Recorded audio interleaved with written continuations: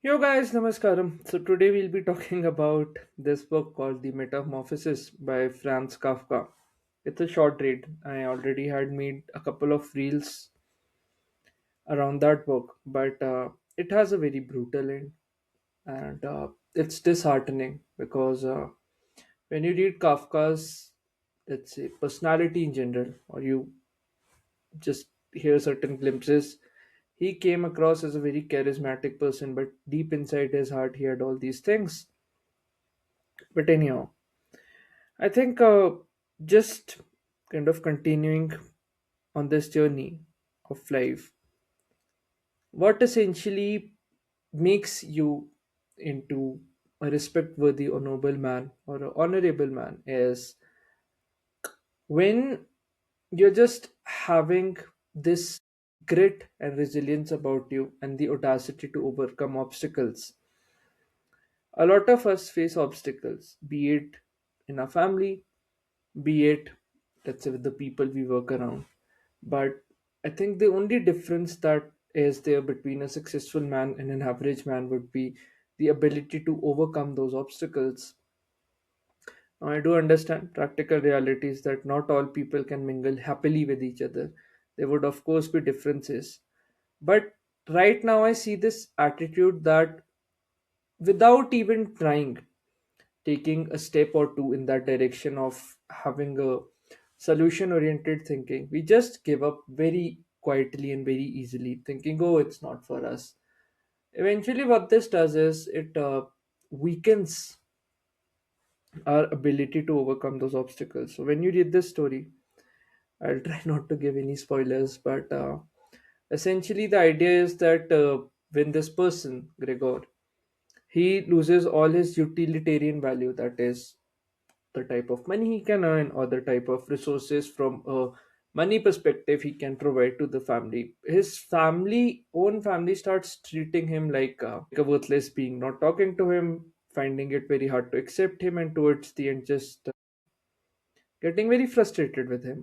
And it has a very brutal end. I think a lot of us in life also just feel that constantly because whenever we are wanting to pick up any new habit or bring any new change in life, the first thing that we do is just go to the limited people whom we think are very close to us, talk to them that okay, you can also like start these things, bring some positive change in your life, and the most amount of resistance we see is from those people. I find it very ironic that strangers on the internet would be willing to help you, but sometimes your own closed one, be it family, be it friends, just show you a middle finger.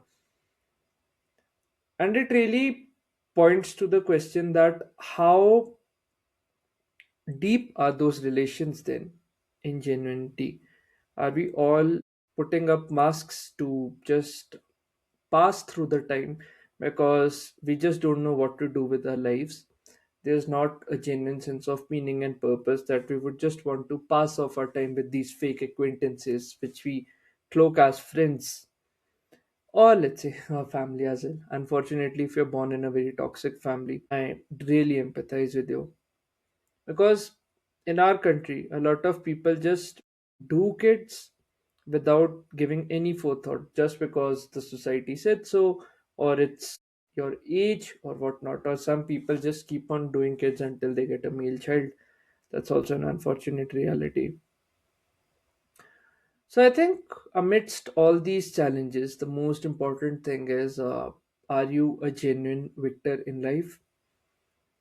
A practical thing to consider would be whomever you consider as the highest.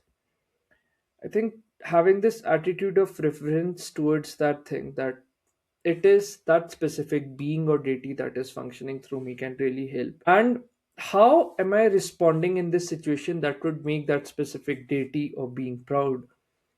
A lot of people find pride in their mentor, a lot of people have good teachers, and a lot of things. So you can just pick up any one of those things which just speaks deeply to your heart, and then just function in life from that perspective that okay, I'll just respond moment to moment to make sure that I'm fulfilling or getting this sense of pride from, like, overcoming this xyz obstacle and just helping that deity to feel proud of my own work. It's a bit metaphysical in a sense that you would just want to relegate your authority to something higher.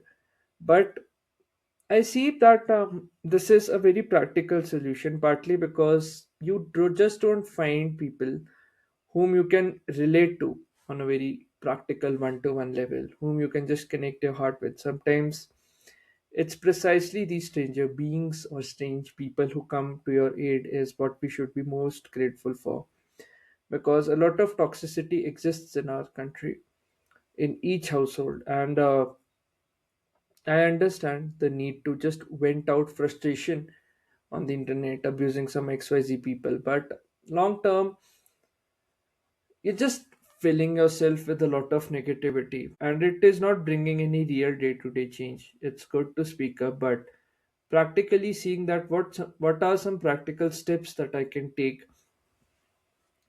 which can just help me live with a hopeful attitude and help me win in the long term.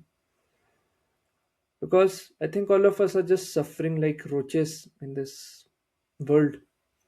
No one to speak our heart to, no one to relate to. And it's precisely when you see no hope and then you become a source of hope is, I think, what determines one's genuine strength. So these were like some thoughts which I just wanted to share. Let me know what you feel about it. I'll come up with a lot more short snippets and just the shorter videos. But anyhow, that would be a small video. Do write in the comment section what limitations you have broken.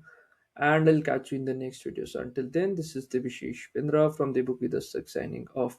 Cheers.